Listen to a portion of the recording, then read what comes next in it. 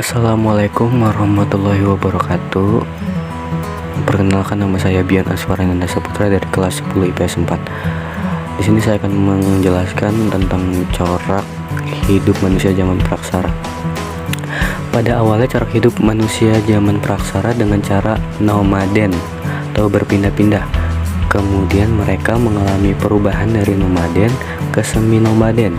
Akhirnya mereka hidup secara menetap di suatu tempat dengan tempat tinggal yang pasti untuk memenuhi kebutuhan hidupnya. Masyarakat praksara menggunakan beberapa jenis peralatan mulai dari yang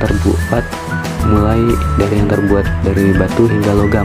Oleh karena itu, masyarakat praksara telah menghasilkan alat untuk mempertahankan kelangsungan hidupnya berdasarkan perkembangan kehidupannya.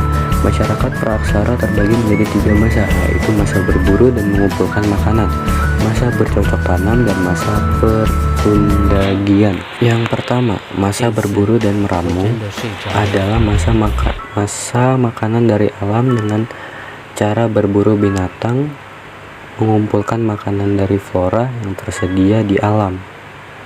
Masa berburu dan meramu terjadi pada zaman batu tua Paleotikum dan berlangsung kurang lebih selama 600.000 tahun. Kedua, masa bercocok tanam. Bagi mereka, dengan bercocok tanam dirasakan persediaan makanan akan tercukupi sepanjang tahun tanpa harus membuka ladang lagi.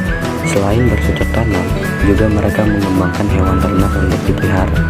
Manusia yang hidup pada masa ini diperkirakan satu masa dengan zaman Neolitikum. Secara geografis, pada zaman ini sangat dibutuhkan untuk bercocok tanam.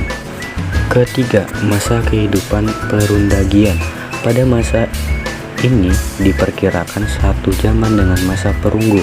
Pada zaman ini peradaban manusia sudah mencapai tingkat yang tinggi.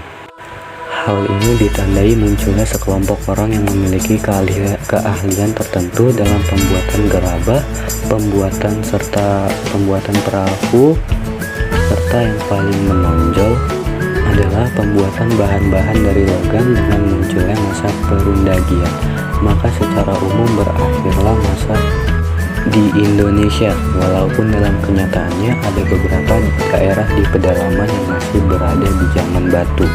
Sekian presentasi dari saya. Terima kasih. Assalamualaikum warahmatullahi wabarakatuh.